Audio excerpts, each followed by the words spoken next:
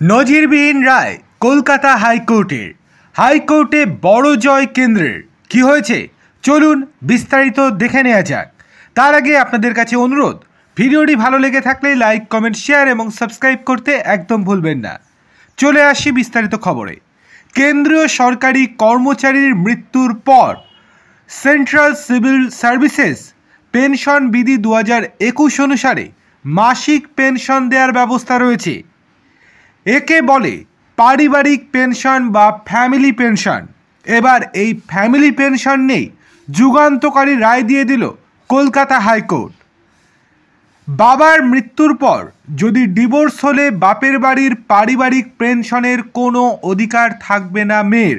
সোমবার পেনশন সংক্রান্ত একটি মামলায় এমনই নির্দেশ দিয়েছে কলকাতা হাইকোর্টের ভারপ্রাপ্ত প্রধান বিচারপতি সুজয় পাল এবং বিচারপতি পার্থ সারথী সেনের ডিভিশন বেঞ্চ। কি নিয়ে মামলা? আবেদনকারী মহিলার বাবা 1996 সালে কেন্দ্রীয় সরকারের চাকরি থেকে অবসর নেন। 2003 সালে সংশ্লিষ্ট কর্মচারীর মৃত্যু হয়। সেই সময় বিবাহিত হলেও বাবার পেনশনের ভাগ করেছিলেন মামলাকারী। তবে 2016 সালে স্বামীর সঙ্গে বিবাহ বিচ্ছেদ হয়ে যায় তার। সেই সময় আর্থিক সমস্যার কথা জানিয়ে ফের বাবার পেনশনের ভাগ চেয়ে আবেদন জানান।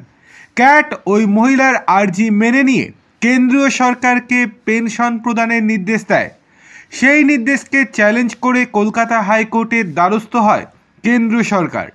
সোমবার মামলা আদালতে উঠলে কেন্দ্রের আইনজীবীর যুক্তি, যেহেতু বাবার মৃত্যুর সময় ওই মহিলা বিবাহিতই ছিলেন এবং বাবার পেনশনের ওপরে নির্ভরশীল ছিলেন না, ফলে এখন এত বছর পর হঠাৎ তিনি পেনশন চাইতে পারেন না। কেন্দ্রের যুক্তি, নিয়ম মতো শুধুমাত্র অবসরপ্রাপ্ত কর্মীদের পরিবারে যারা নির্ভরশীল তারাই পেনশনের ভাগ পেতে পারেন। হাইকোর্টের পর্যবেক্ষণ, বাবার মৃত্যুর সময় মেয়ে যদি তার ওপরে নির্ভরশীল হন তাহলে তিনি বাবার পেনশন পাওয়ার অধিকারী, কিন্তু যদি বাবার মৃত্যুর সময় মেয়ে স্বামীর ওপরে নির্ভরশীল হন তাহলে তিনি ওই পেনশন মেয়ে পাবে না।